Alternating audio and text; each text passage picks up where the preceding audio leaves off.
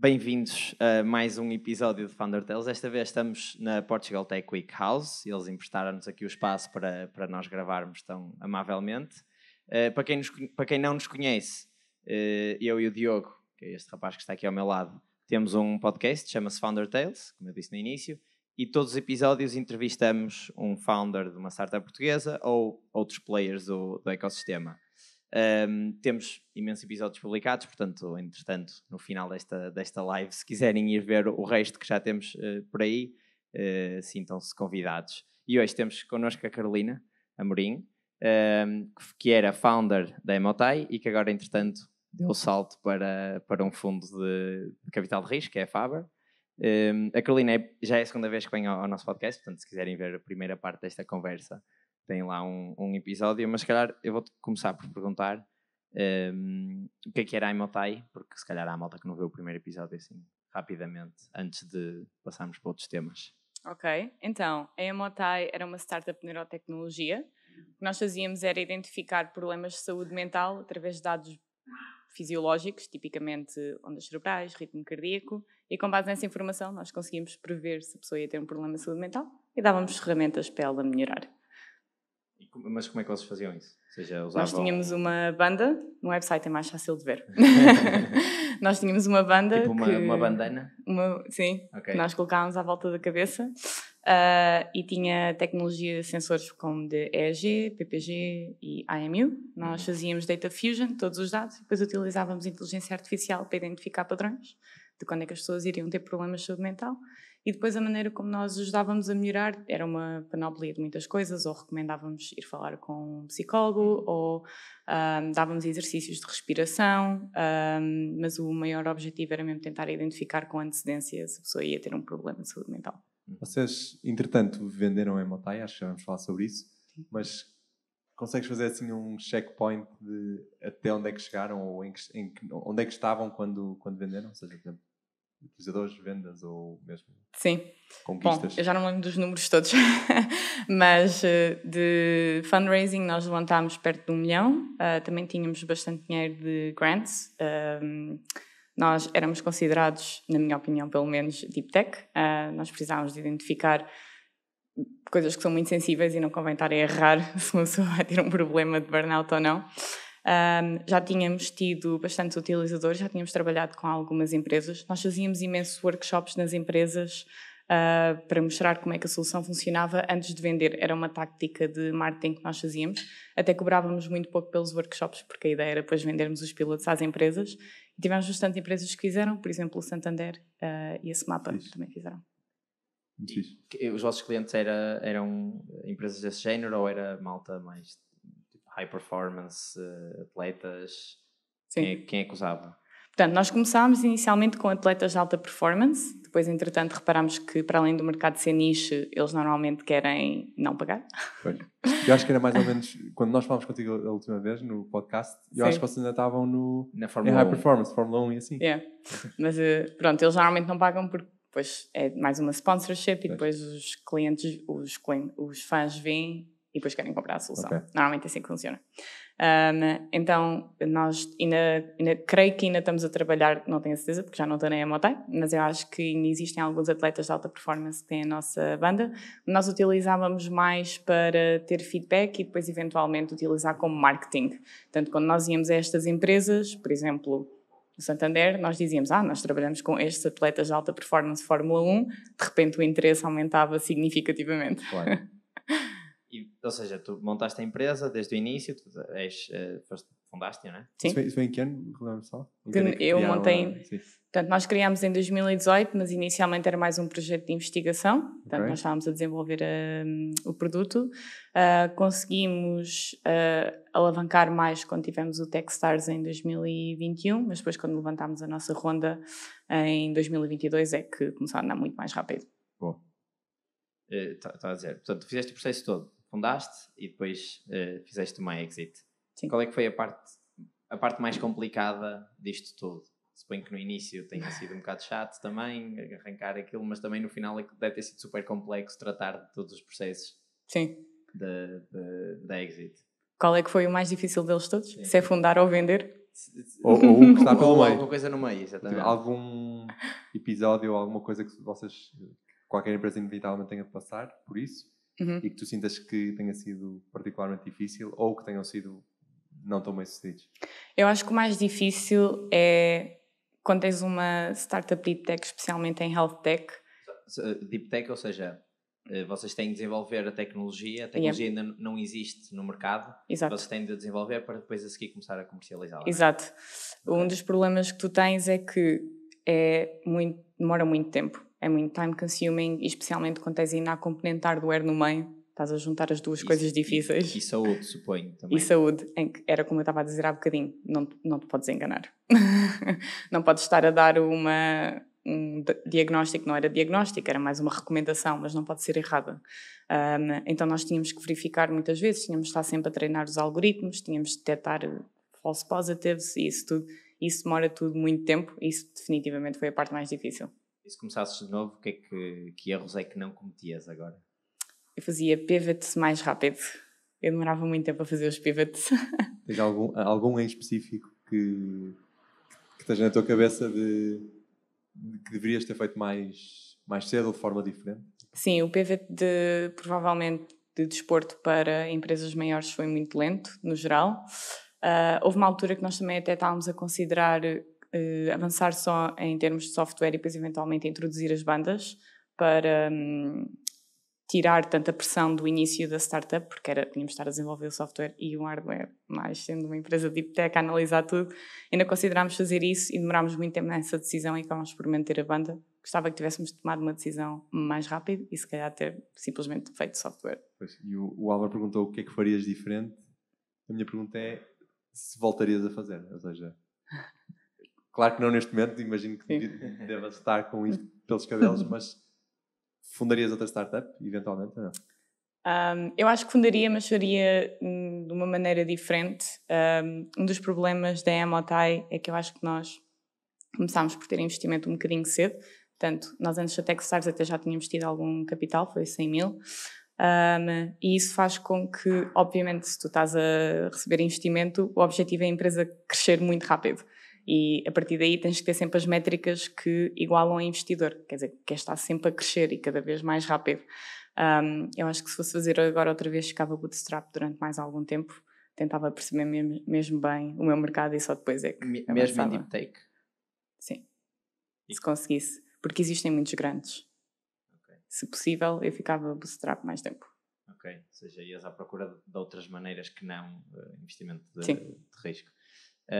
Mas porquê que demoraram tanto tempo a mudar para as empresas, ou seja, dos atletas para as empresas? Tu disseste que foi um dos pivots que demorou mais tempo. Vocês não acreditavam que aquilo tivesse utilidade para eles? Ou... Bom, isto aqui também foi durante o Covid, portanto nós ainda estávamos naquela fase, não sabíamos se a empresa ia avançar ou não, porque não sabíamos se íamos conseguir levantar uma ronda de investimento e depois nós fizemos a pior conjunção de sempre, que foi fazer um pivot ao mesmo tempo estávamos a levantar uma ronda de investimento. Não recomendo. Malta, vou investir nisto, mas agora já não é isto. Exatamente. Sim, isso aí demorou muito tempo e depois havia outros fatores que nós tínhamos grandes que estavam relacionados com outro tema, por isso nós tínhamos um grande, por exemplo, de Hong Kong, que era mais ou menos 50 mil e estava relacionado com o mercado de esportes, portanto também não podíamos estar a fazer um pivot do nada. Essas coisas acabam sempre por limitar. Ok, então isso acabou por alinhar com isto que tu acabaste de dizer de se calhar levantar dinheiro mais tarde, não é? Exato. Ou seja, teria-vos dado mais liberdade para fazerem os pivots que queriam mais rápido, não é? Sim, e até uma das coisas que eu aprendi agora até estar do outro lado é que há certas startups que não faz sentido serem investidas. Acho que não deviam ser uma startup, deviam ser uma pequena empresa.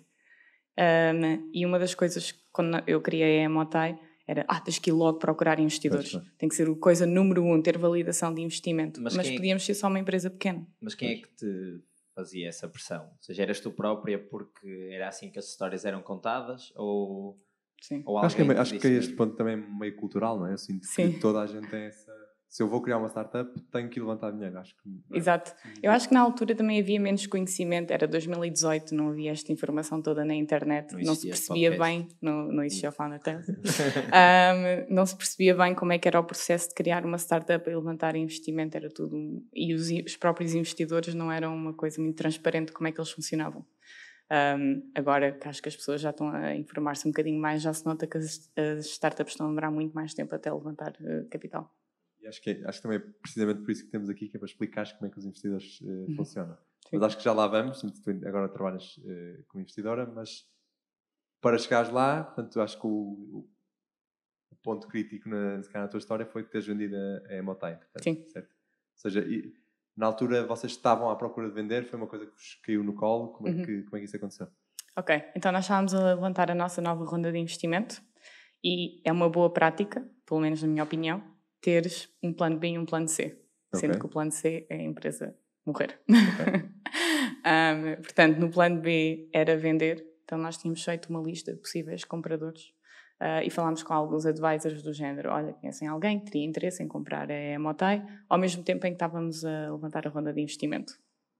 O que é um bocado estranho, em termos psicológicos, em termos do teu mindset, mas é só, tens de fazer o switch. São planos antagónicos, não é? Um Exato. estás a buscar mais dinheiro para fazer com que a empresa dure mais tempo e o outro estás a entregar. Sim, eu sei. Não é muito fácil, mas acabou por funcionar. Houve uma das pessoas que nos apresentou uma startup que estava interessada, uma empresa que estava interessada em comprar a nossa startup. Acabou por se materializar e nós a esse ponto ainda não tínhamos nenhum lead investor, então decidimos acabar por avançar. Claro. E sabes ou consegues dizer em que é que eles estavam interessados? Se era na tecnologia, se era na equipa, se era só em comandarem eles o resto do futuro da Emotai? Sim, no geral era mais o IP, isso era o mais importante, e a tecnologia, a ideia deles agora é continuarem com o projeto da Emotai, querem mas o IP. mantiveram o nome, ou seja, a empresa continua a existir? Sim, podem continuar a ver. Não sei o que é que vão fazer a seguir, eu já não estou na empresa. Mas e o resto da equipa ficou? Não, ficou o Carlos, nosso CTO, como advisor, por questões de neurotecnologia, convém. Claro. Ainda por cima foi ele o cérebro por trás da nossa inteligência artificial. Por isso ele ficou, mas mais como advisor. Ok. E depois, já não quantos é que vocês eram? Nós éramos 7. 7, ok. Sim. E não eram os 7 co-founders, obviamente? Não. Quem estava a trabalhar lá continua a trabalhar neste momento para a Emotai? Não, eu ajudei-os todos, quer dizer, muitos deles não foram para aquilo que eu ajudei, mas ajudei-os todos a tentar encontrar trabalho depois. Okay, mas porque isso era uma condição do exit, ou seja, não era suposto eles ficarem lá a trabalhar? Exato, okay. Sim, eles não tinham interesse na equipa, porque a empresa já tem equipa. Ok, depois ia ficar com cargos repetidos. Sim. Mas tu ponderaste, não é pedir a palavra, mas tentar ficar na Emotai mesmo depois da aquisição, ou achas que nem sequer fazia sentido? Não, nunca tinha ponderado. Primeiro, acho que não faz sentido haver 2 CEOs. E depois, para além disso, a esse ponto, o processo de M&A foi muito doloroso e eu já estava a precisar de uma pausa. E também já estava na Emotai desde que praticamente saí da faculdade. Portanto, estava a sentir que precisava de um novo desafio. Então, nunca ponderei. E ou seja, vendeste a empresa, já tinhas os olhos postos neste novo desafio ou foi tipo, vou tratar disto primeiro e depois decido qualquer coisa? Não, eu na verdade até já estava a começar na Faber quando estávamos a finalizar o processo de M&A, era mais, já tínhamos feito o due diligence, já estava tudo alinhado, era só aquelas pequenas coisas nos contratos que depois demoram meses. Não são assim tão pequenas. Yeah, sim. Portanto, quando eu disse à Faber que nós íamos então vender a empresa, eles convidaram para... Nós sempre gostámos muito de trabalhar com a Faber e a Faber connosco. Eles eram os vossos investidores, não é? Sim, eles eram os nossos lead investors da nossa anterior ronda. Eu sempre gostei muito da maneira como eles trabalham e eles preocupam-se mesmo com os founders. São boas pessoas, no geral, e muito inteligentes. E eles perguntaram se eu gostava de me juntar à equipa e eu disse logo que sim, porque não? Eu estou tenho imensa curiosidade sobre a parte do processo em si, como é que se processa uma acquisition. E, por exemplo, uma das coisas que tu agora acabas de falar é que um desses passos, um passo pequenino, é uma coisa que pode durar meses. Como é que se mantém uma equipa a trabalhar durante esses meses em que sabem que a empresa está a ser vendida, não é vai ser vendida, está a ser vendida? Ou seja, a minha pergunta é, mantém-se, não se mantém? A empresa continua a trabalhar durante esse período? Pronto, isso é uma pergunta um bocadinho difícil, porque depois depende da runway da empresa, depende depois do dinheiro que está, porque o dinheiro que está em caixa é um fator que contribui para a venda da empresa. Portanto, nós não tínhamos a equipa. Nós desmantelámos a equipa e houve ali uns meses em que não houve qualquer tipo de desenvolvimento na Emotei. Teve que ser. Deviam dar só suporte aos clientes que já tinham, algo do género. Sim, se os que nós já tínhamos estávamos a utilizar, dávamos suporte, mas entretanto calhou bem que houve pilotos que acabaram, portanto houve ali um tempo em que não estávamos a fazer apoio. Qual é que foi a parte mais chata do processo todo? Ou seja, foi a negociação, foi depois a parte burocrática? A parte burocrática do contrato. Consegues resumir assim quais é que são os passos ou quais é que são os requisitos? Isso depois depende um bocado da empresa que está a comprar, mas no geral o mais difícil é tu tens um comprador que não quer ter qualquer tipo de liability. Ou seja, ele não quer estar a comprar uma empresa que pode ter uma dívida ou que se calhar há alguma coisa que nós nos esquecemos de pôr no due diligence e tudo mais. Então, na verdade, o que demora mais tempo é o comprador detalhar todas as coisas no contrato, a dizer se isto acontecer, a culpa é dos founders, se isto acontecer. Então são todos esses pequenos pormenores, estavam sempre a acrescentar pequenas cláusulas só à volta disso. Porque, na verdade, estás a dar um shot in the dark. Estás a comprar uma empresa que pode ter montes de problemas e mesmo na due diligence não consegues descobrir. É tipo comprar um carro usado, não sabes? Exato, só sabes isso. Quilómetros. Mas e toda essa fase de due diligence é pós-negociação ou é pré-negociação? Não, portanto, eles fizeram a due diligence, mas mesmo assim pode-lhes ter falhado alguma coisa. Ok, mas aí já estava definido um valor? Já estava definido sim, o valor é a primeira coisa. Pelo menos no meu caso foi. Ok. Ele podia-se ajustando em pequenas quantidades, mas no geral era o mesmo valor. Um passo que também é muito importante, antes de se quer vender a empresa, é convencer os investidores. Pois. Isso é uma coisa que não deve ser fácil, principalmente quando estavas a pedir dinheiro ficar no dia anterior. Não é? Como é que foi esse processo? Ou seja, foram compreensivos? Acharam que fazia sentido? Acho que houve o choque inicial, como em qualquer cenário, diria. Especialmente quando eu anunciei a toda a gente ao mundo que vendi, também houve esse choque inicial. Mas eles depois habituaram-se à ideia e eu expliquei bem como é que era o processo de M&A e mostrei que era o melhor cenário para todos e acabaram por aceitar. Ok. Pois, porque eles também, em parte, são donos da empresa. Mas Sim. tu tens, nesse caso, tu tinhas autonomia para tomar essa decisão? Não. Tinhas de os convencer antes? Sim, tinha que os convencer. Eu quero fazer isto, acho que faz sentido, os argumentos são estes, mas preciso da vossa... Acho que se há alguma decisão que tem de ir ao board, não é? Pois é. É assim, depende do shareholders agreement. Normalmente é mais ou menos 2/3, tem que tomar a decisão para vender. Mas isso está normalmente especificado no shareholders agreement. Pois. Se não tiverem mal, devia estar no shareholders agreement, ok? Então, já contaste como é que foste parar à Fabra, portanto, basicamente eles convidaram-te para ir trabalhar com eles, mas o que é que tu fazes lá? Porque eras founder, tinhas um background em engenharia biomédica, acho eu? Sim, está certo. Se lembro bem. E agora, o que é que tu fazes num fundo de capital de risco? Porque acho que a malta, quando pensa em capital de risco, pensa só em investidores, malta de finanças, de coletinho e camisa. Os finance bros. Nós odiamos essa parte. Nunca vais apanhar ninguém da Faber com um coletezinho. Eu vou dar a procura agora. Então, eu estou mais na parte de operations, portanto eu estou a ajudar as startups em tudo o que elas precisam. Se precisam de ajuda para contratar, se precisam de, por exemplo, às vezes é muito caro ter certas perks como ATS, quando nós fazemos parceria com investidores, conseguimos ter isso. O que é ATS? Applicant Tracking System, quando estás a contratar, é basicamente uma CRM para as pessoas que estás a contratar. E vocês, no fundo, gerem isso para várias empresas do vosso portfólio, portanto, acabam por ter algumas sinergias aí. Né? Sim, ou seja, nós podemos fazer uma parceria com uma empresa dessas, temos uma percentagem de desconto e assim também fica mais barato para as startups. ou até mesmo ajudamos elas a contratarem, podemos ajudar a fazer sourcing de candidatos. Isto é mais importante nos cargos de C-level ou another founder, esse é o mais difícil. Nós podemos ajudar, conhecemos pessoas ou algo do género, podemos sempre recomendar, ou até mesmo outras empresas que estejam a recrutar, podemos sempre ajudar também a fazer apresentações. Falaste em recrutamento, mas há mais áreas em que vocês conseguem ajudar? Sim. Tens mais exemplos? Tudo o que elas precisam ao início, especialmente quando é de Series A para cima.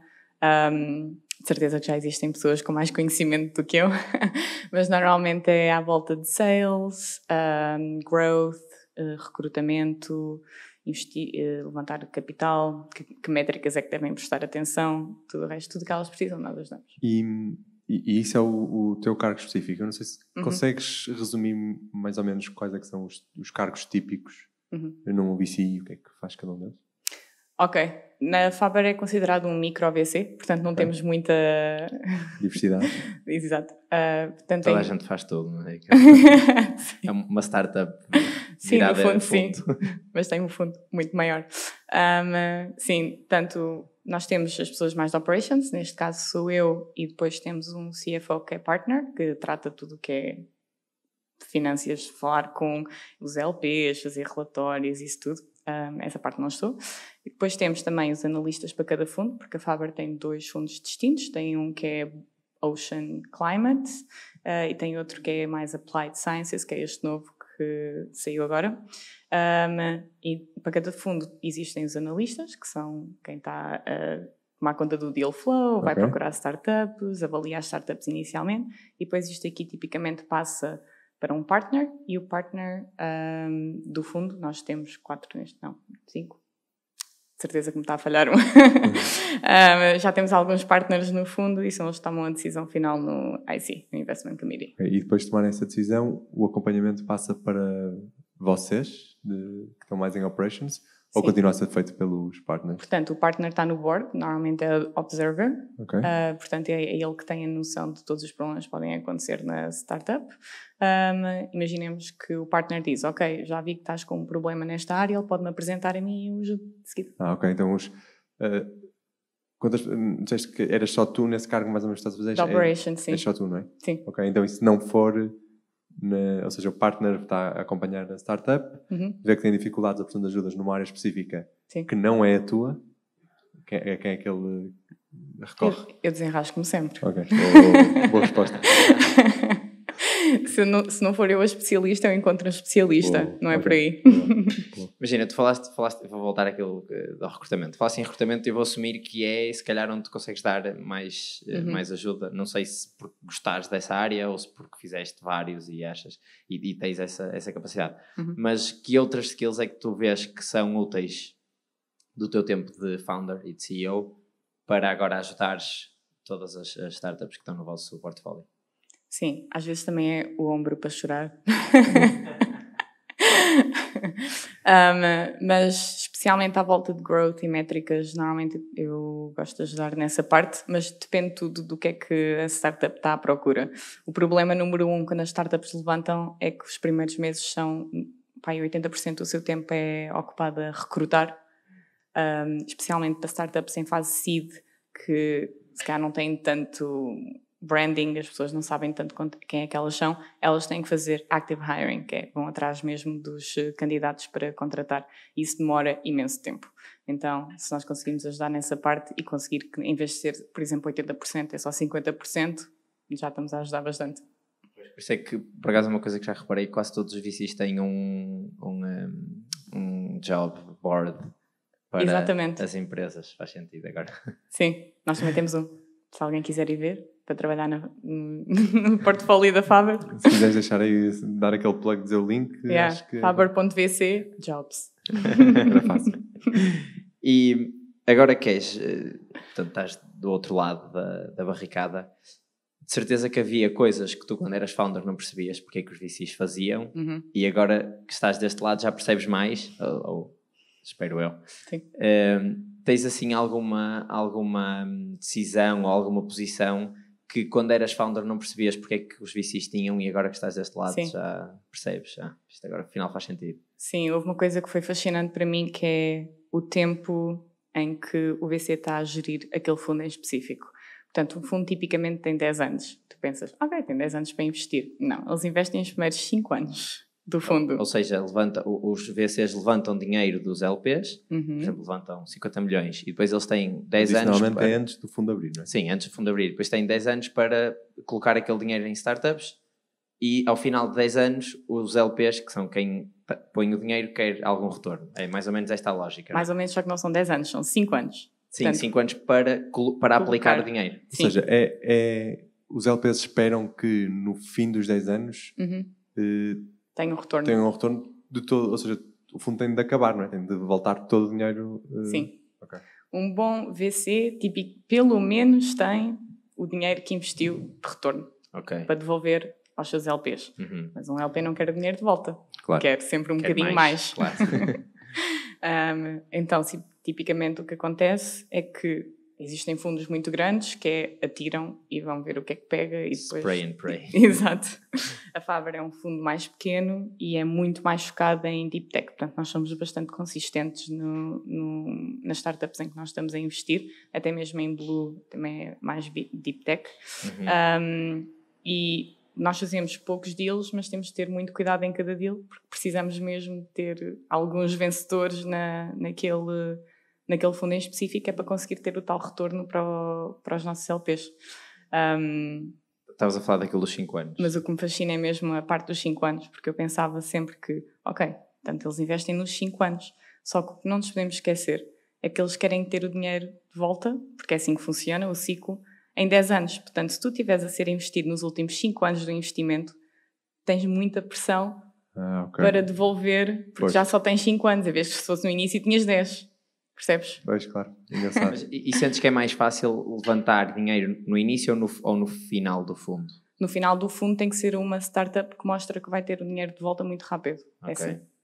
É essa a lógica, porque depois só tens 5 anos para tipicamente dar o retorno então ao fundo. E como é que se coordena? Não é? Vocês não têm um investidor, muitas vezes até numa só ronda têm mais do que um fundo a investir, que podem estar em fases do ciclo de vida diferentes, não é? E estão. E como é que se coordena isso? Ou seja, quando chega à altura de um dos fundos receber o seu dinheiro, mas o outro fundo que também investe em vocês ainda está no início. Vocês vão tentar vender a parte desse fundo e andam sempre a fazer este jogo de venda. Não sei se foi muito claro. Não sei se estou a perceber a questão. Ou seja, nem todos os fundos que... Vamos usar o caso da Emotai. Nem todos os fundos que investiram na Emotai...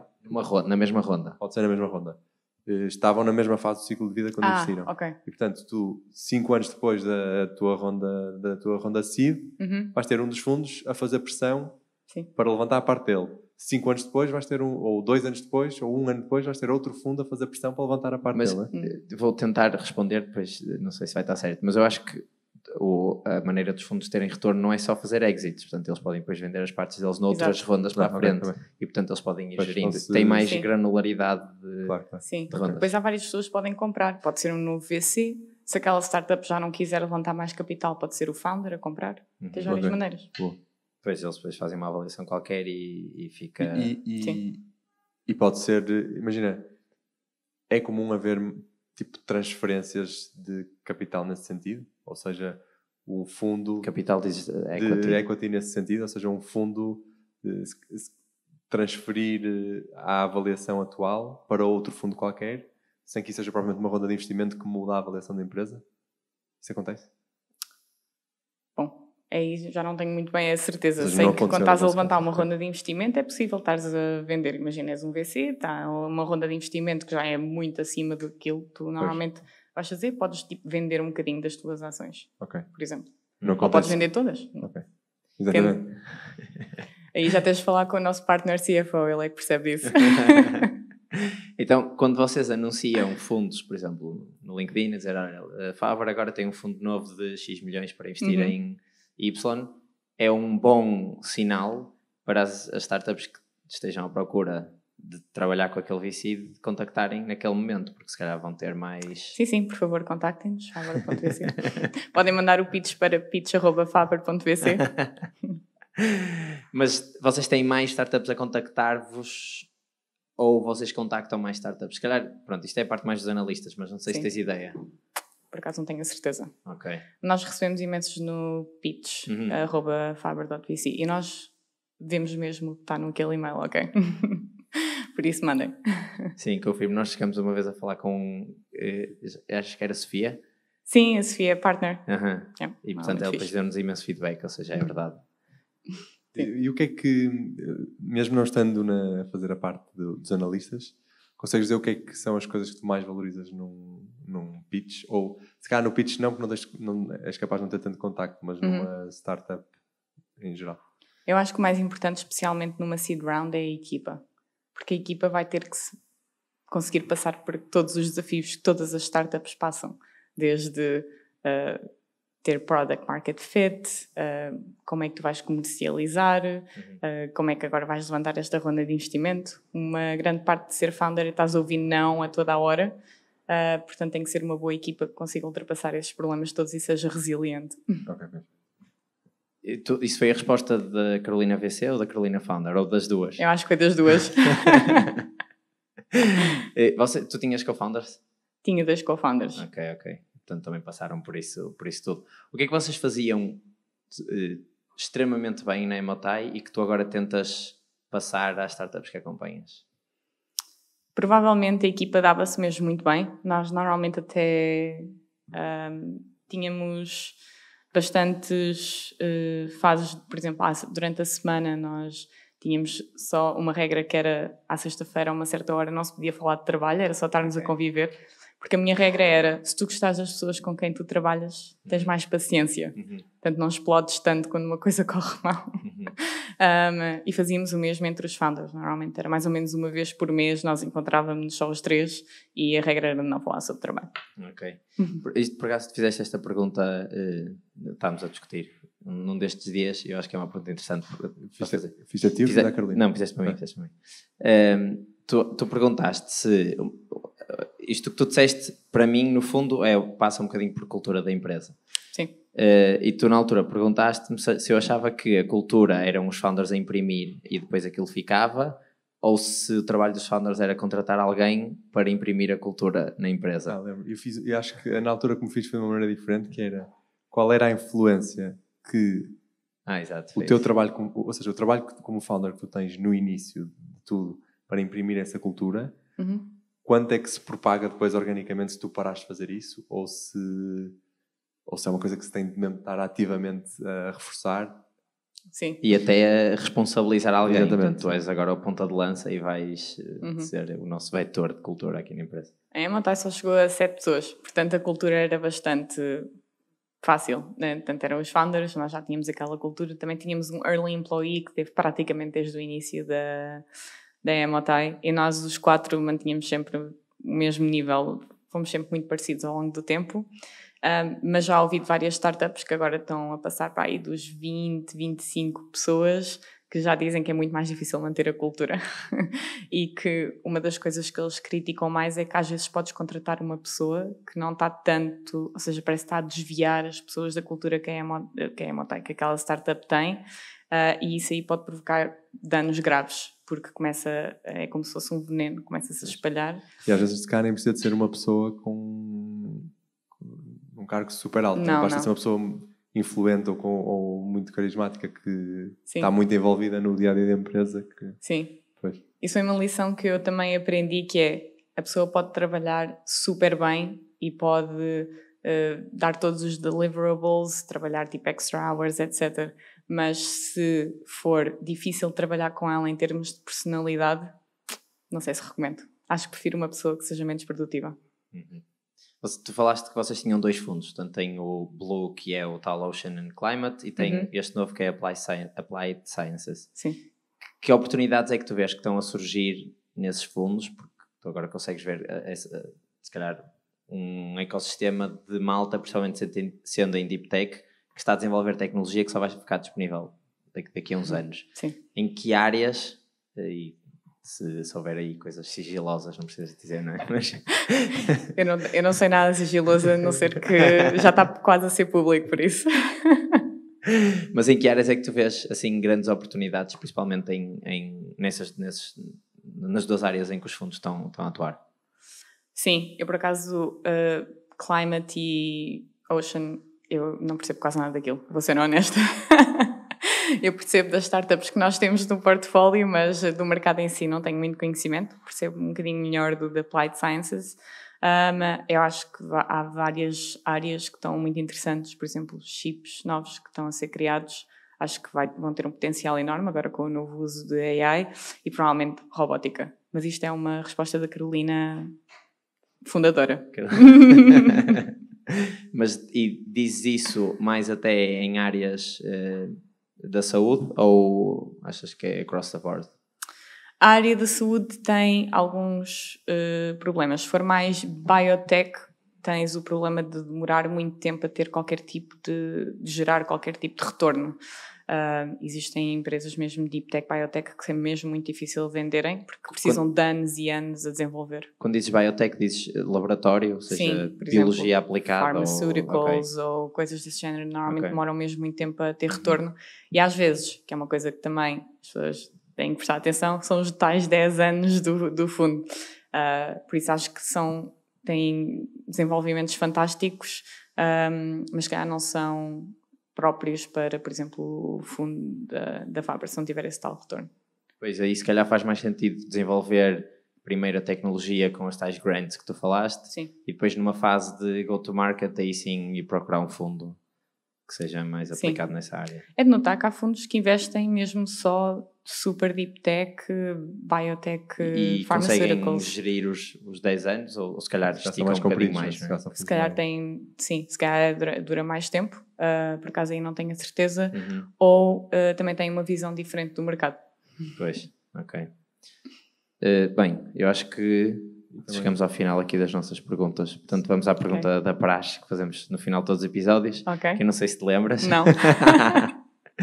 Que é um conselho que gostavas que tivesse sido dado no início da tua carreira empreendedora e que não foi. Ou um conselho que queiras dar à malta que está a começar agora a empreender. E agora vamos ver se vai ser igual ao outro conselho. Agora vamos ver outro episódio. Pelo menos vamos ver se foi coerente. Né? Pode não ser o mesmo. Vamos ver se não... Duvido se seja igual, porque agora já saí. Provavelmente diria que é ok falhar. Sinto que as pessoas não falam sobre isso, especialmente em Portugal, porque é um ecossistema tão pequenino que as pessoas depois pensam que vão falar entre todos que falhei a startup. Mas é preferível falhar e ter conseguido ter tido alguma experiência do que não começar de tudo. Portanto, eu recomendo não terem medo de falhar. E quando dizes, ou seja, não ter medo de falhar porque isso vai trazer sempre alguma coisa de bom. Sim.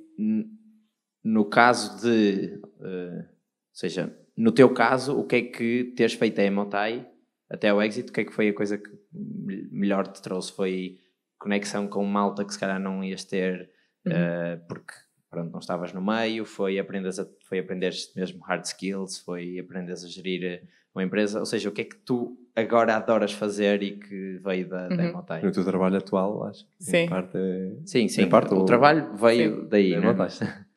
Eu acho que as coisas que me ensinaram mais na Emotai foi resiliência, como ser, e também não levar tão a peito quando ouvimos um não. Portanto, agora sou muito mais resiliente, até em tudo o que eu faço, mesmo no cargo em que eu estou atual, se precisar de falar com alguém e não me estão a responder, eu vou insistir, não quero saber.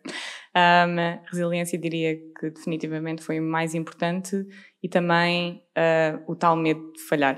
Portanto, eu agora não estou a planear, já agora, toda a gente me pergunta, não estou a planear criar uma empresa em breve. Mas no cenário em que eu queria, acho que vou ter muito menos medo de começar e de ser bastante orgulhosa daquilo que estou a começar, porque se falhar é ok. Eu lembro-me só de uma coisa agora que estavas a falar, porque tu estás numa posição engraçada quando vais falar com outros founders, que é, percebes muito de perto muitas das dores deles. Sim. E eles reconhecem isso em ti, ou seja, reconhecem que ao falar contigo estão a falar com uma pessoa que está muito mais próxima do que se calhar um dos vossos partners que sendo pessoas ultra competentes na mesma, se calhar muitos deles não passaram por aquilo que tu passaste. Sim, diria mais dos founders que já me conheciam como founder. Portanto, agora parece que sentem uma nova proximidade, pelo menos é isso que me parece, pode não ser a verdade, mas o que me parece é que eles sentem uma maior proximidade porque têm-me lá a mim, já sabem mais ou menos, em vez de estarem a perguntar a um partner que está sempre muito ocupado, mandam-me uma mensagem no WhatsApp, eu respondo rápido e é mais fácil. Pelo menos nos founders com quem eu estava antigamente, acho que sim. É mais uma amizade quase. Ok, muito bom. Pronto, acho que podemos ficar por aqui. Mais uma vez, obrigado à Portugal Tech Week House por nos receber aqui. Se puderem, vejam o resto da agenda que eles têm aqui uma série de atividades e de talks interessantes e podem passar mesmo cá. Eles têm aqui o live, mas podem passar mesmo cá e ver as talks ao vivo e não só em direto. E como disse no início, convido-vos a ir verem o resto dos episódios que nós temos, principalmente o da Carolina, para perceberem melhor o que é a Emotai, como é que ela começou esta aventura. E é isso. Não se esqueçam de subscrever, deixar likes, partilhar, é sempre uma grande ajuda. E acho que é isso. Obrigado, Carolina. Obrigada pelo convite.